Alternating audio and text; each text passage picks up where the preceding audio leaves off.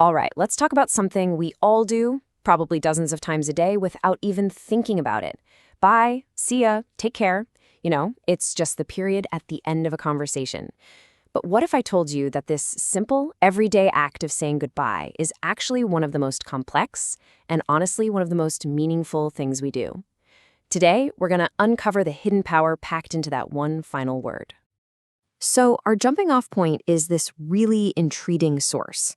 It makes a very simple promise right there in the title: 20 ways to say goodbye. Sounds pretty straightforward, doesn't it? You'd think you're about to get a simple list, a quick vocab lesson. Number 1, farewell. Number 2, catch you later. And that's the big question, right? Where is the list? The source promises 20 ways to say goodbye, but then it just doesn't. It leaves us totally hanging. And you know what? That missing list is way more interesting than any list ever could be. It kicks off a fantastic little mystery. So in this explainer, we're not just going to hunt down those 20 goodbyes. No, we're going to investigate the promise itself. I mean, why would we even need 20 different ways to say the same thing? What does having so many options tell us about who we are and how we connect with each other? And that right there brings us to the real heart of it. We're shifting our focus, because this isn't about memorizing a bunch of phrases. It's about understanding the deep social engine running underneath this super common act. The real story here isn't the what, it's the why. So to figure out that why, we have to ask an even bigger question. What is a goodbye actually for? Seriously, forget the words for a second. What job is it doing when we end an interaction?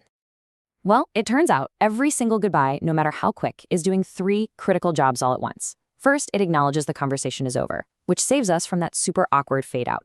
Second, it frames the future. Think about it. See you tomorrow creates a totally different vibe than it was nice meeting you. And third, it reaffirms the bond. It's a quick little status update on your relationship.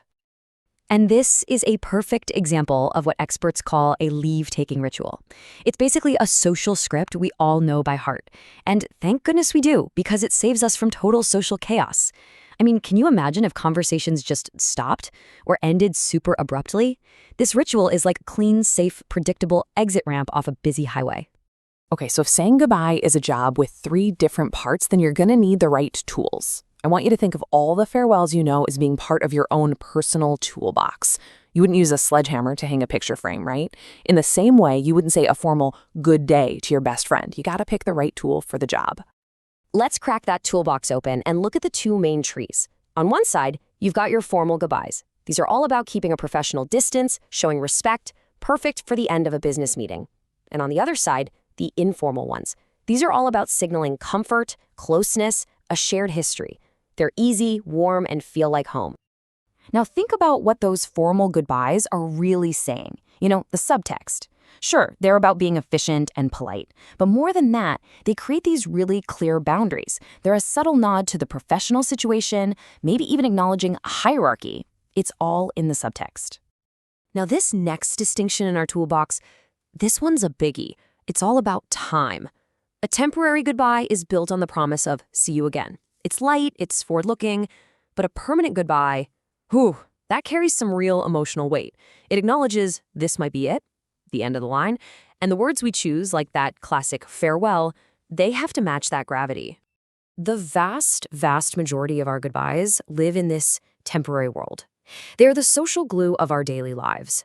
Because they're so casual and always looking ahead, the emotional stakes are pretty low. They just reinforce our routines, leaving work, hanging up the phone, and they quietly confirm that our relationships are steady and ongoing. They're kind of like the background music of our social lives. So we have this massive, complex toolbox. How in the world do we choose the right one in that split second before we speak? Well, our brains run this lightning-fast calculation, weighing every single factor of the situation to send one clear, unspoken message. And that brings us all the way back to that original number, 20. See, the reason there isn't a simple list of 20 ways is because it's not a fixed number. 20 is just a placeholder for this huge, almost endless landscape of subtle choices we make. It's not a list, it's a universe of options. This table just lays out that split-second calculation perfectly. Look at the variables here. The context, leaving a business meeting. The relationship, a colleague. The result, have a great rest of your day. Now change the variables. The context, ending a phone call. The relationship, a close friend. Boom, outcomes, talk soon, bye. Every single combination of who you're with and where you are unlocks a totally different, perfectly customized goodbye from that toolbox. So where does this all leave us? Well, it brings the focus right back to you and to the thousands of tiny little farewells that you say every single month. They're not just throwaway words at all. So if you remember just one thing from all of this, let it be this. Your goodbye is never, ever just an ending. It's a status report. It is a tiny, powerful message that says everything about your connection with that person in that exact moment. So the next time you hang up the phone, or you walk out of a room, or you sign off on an email, just pause for a half a second. You're about to send a message. And the question is, what will your next goodbye say?